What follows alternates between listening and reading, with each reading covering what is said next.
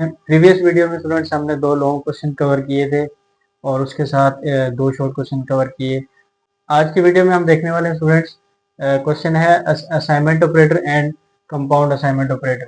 इस वीडियो में स्टूडेंट्स हम देखेंगे कि असाइनमेंट ऑपरेटर की डेफिनेशन क्या होती है और उसके साथ उसके एग्जांपल्स देखेंगे और उसके अलावा कंपाउंड असाइनमेंट ऑपरेटर की तमाम टाइप्स को देखेंगे और उसके साथ उसका एग्जाम्पल कोड करने वाले हैं। तो इज इक्वल टू के साइन को स्टूडेंट्स हम असाइनमेंट ऑपरेटर कहते हैं और ये किसी भी वेरिएबल को वैल्यू असाइन करने के लिए यूज होता है। जैसे कि हम मैथमेटिक्स के अंदर लिखते हैं x इज इक्वल टू 10, तो यहाँ पर x एक वेरिएबल होगा और 10 उसकी वैल्यू है जो कि कांस्टेंट है और उसके बाद इज इक्वल टू यूज किया गया है इस वेरिएबल को ये वैल्यू असाइन करने के लिए।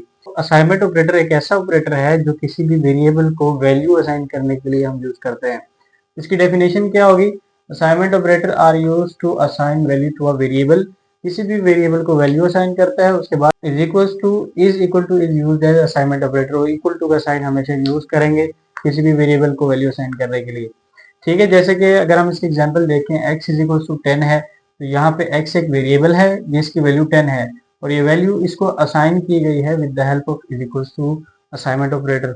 इसी तरह से अगर हम देखें a इज इक्वल टू 20 है, तो a एक वेरिएबल है जिसको 20 वैल्यू असाइन की गई है with the help of is equal to. तो स्टूडेंट्स हमने वेरिएबल के बारे में भी पढ़ा हुआ है कि वेरिएबल जो है उसका नाम कुछ भी आप रख सकते हैं, जैसे कि x y z या कुछ भी a b c या कुछ भी रख सकते हो, या आप जो वैल्यू स्टोर कर रहे हो किसी वेरिएबल के अंदर तो वैल्यू के हिसाब से जो है ना आप उस वेरिएबल को नेम दे सकते हैं।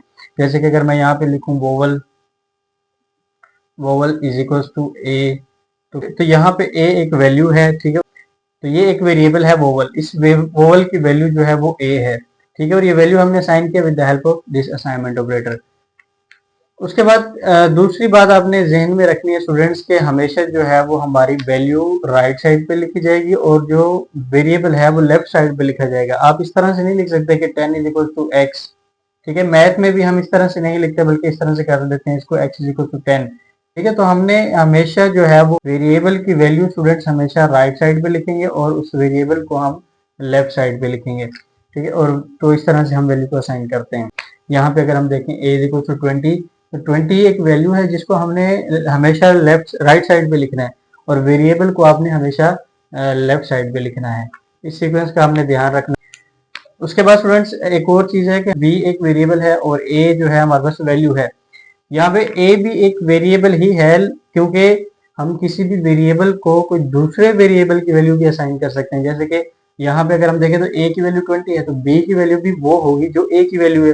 a की क्या वैल्यू है 20, तो मतलब कि b की वैल्यू भी 20 ही होगी क्योंकि हमने लिखा है b is equal to a। तो मतलब ये कि किसी भी वेरिएबल को आप किसी दूसरे वेरिएबल की वैल्यू भी असाइन कर सकते हैं with the help of assignment operator. Next जो है स्टूडेंट्स हमारे पास असाइनमेंट ऑपरेटर की कुछ टाइप्स हैं। हम स्टूडेंट्स कंपाउंड असाइनमेंट ऑपरेटर्स भी कहते हैं। अब कंपाउंड का क्या मतलब है? कंपाउंड का मतलब ये है कि आपने एक तो असाइनमेंट ऑपरेटर लिखना है इज इक्वल्स टू और उसके साथ कोई दूसरा अरिथमेटिक ऑपरेटर भी आप यूज कर सकते हैं, जैसे कि प्लस इज इक्वल्स टू है, माइनस इज इक्वल्स टू है, डिवाइड इज इक्वल्स टू है। मतलब कि असाइनमेंट ऑपरेटर के साथ किसी और अरिथमेटिक ऑपरेटर का अगर आप लिखते हो तो ये हमारे पास कंपाउंड असाइनमेंट ऑपरेटर कहते हैं। कंपाउंड का मतलब होता है इकट्ठे मिलकर। तो यहाँ पे हम क्या करते हैं कि इज इक्वल टू के साथ किसी और वेरिएबल को जोड़ देते हैं, मिला देते हैं। तो पहली टाइप है students plus is equal to. Plus is equal to का क्या मतलब है? तो अगर हम इस तरह से लिखते हैं a plus is equal to B, तो इसका मतलब ये होगा, इसको हम इस स्टेटमेंट को हम इस तरह से भी लिख सकते हैं जैसे कि a is equal to a plus B, ठीक है। अब अगर हम इस एक्सप्रेशन को सॉल्व करें, a की वैल्यू चूंकि 10 है और b की वैल्यू जो है वो 5 है, इन दोनों को ऐड करें 10 प्लस 5, तो a की वैल्यू यहाँ पे हमारे पास क्या हो जाएगी 15, a की वैल्यू 15 अपडेट हो जाएगी। अब अगर हम अब इसको हमने प्रिंट के अंदर डाला हुआ है ए आफ्टर एडिशन, ये स्टेटमेंट क्योंकि हमारी डबल कोटेशन के अंदर लिखी हुई है तो ये एज इट इज प्रिंट हो जाएगी। आउटपुट की अगर हम बात करें यहाँ पे आउटपुट किस तरह से आएगी, ए आफ्टर एडिशन, ठीक है, डबल कोटेशन के अंदर है तो double quotation as it is output में आ गई। उसके बाद कोमा है, कोमा हम सेपरेट करने के लिए यूज करते हैं इन दोनों को। तो एक वेरिएबल है और वेरिएबल की वैल्यू क्या आएगी हमारे पास 15, यहाँ पे 10 है, फिर उसके बाद हमने लिखा है plus is equal to B, मतलब a के अंदर b की जो वैल्यू है उसको ऐड कर दो, तो a की वैल्यू क्या हो जाएगी हमारे पास 15, ठीक है। इस तरह से हम यूज कर सकते हैं student plus is equal to, minus is equal to, multiply is equal to, जो कि हमारे वेरिएबल की वैल्यू को अपडेट करने के लिए हम यूज करते हैं। इसी तरह से हम इज इक्वल टू के साथ माइनस भी लगा सकते हैं। अगर हम इस तरह से लिखते हैं A minus is equal to B, तो इस एक्सप्रेशन को हम ऐसे भी लिख सकते हैं A is equal to A minus B. आप ये स्टेटमेंट लिख लें या ये स्टेटमेंट लिख लें, एक ही बात होगी कि हमारा कंप्यूटर इसको एक ही तरह से कैलकुलेट करेगा। तो इसको अगर हम सॉल्व करें तो ए की वैल्यू चूंकि यहाँ पे 15 हो, तो ए की वैल्यू चूंकि यहाँ पे 15 हो गई है तो 15 लिखेंगे, माइनस और बी की वैल्यू 5 है, तो 15 माइनस 5 हो जाएगा हमारे पास 10, तो ए की वैल्यू दोबारा से 10 हो जाएगी। तो अगर हम ये वाली स्टेटमेंट लिखते हैं तो इसका मतलब ये होगा कि ए में से माइनस कर दो बी को, जो बी की वैल्यू है, तो ए में से बी माइनस हो जाएगा और ए की वैल्यू अपडेट हो जाएगी, मतलब ए की वैल्यू हमारे पास क्या हो जाएगी 10। प्रिंट फंक्शन क्या करता है, हमारा आउटपुट में लेके आता है। अब जब डबल कोटेशन में जो भी लिखा हुआ है वो एज इट इज आउटपुट में आ जाएगा, जैसे कि आउटपुट में आएगा A after subtraction and then comma, ये ए डबल कोटेशन के बगैर है और एक वेरिएबल है और इसकी वैल्यू क्या है हमारे पास यहाँ पे 10 अपडेट हो चुकी है, तो 10 आउटपुट में आ जाएगा इस तरह से। ठीक है, इसी तरह से मल्टीप्लाई है, मल्टीप्लाई में क्या होगा कि ए की वैल्यू मल्टीप्लाई हो जाएगी बी के साथ। ए की वैल्यू क्या है हमारे पास यहाँ पे 10 है, तो 10 को बी के साथ मल्टीप्लाई कर देंगे, बी की वैल्यू क्या चल रही है 5, तो 10 को मल्टीप्लाई कर देंगे हम 5 के साथ जो कि 50 बनता है, और यहाँ पे फिर से हमने ए को प्रिंट फंक्शन में डाला तो 15 आउटपुट में यहाँ पे आ जाएगा इसके साथ।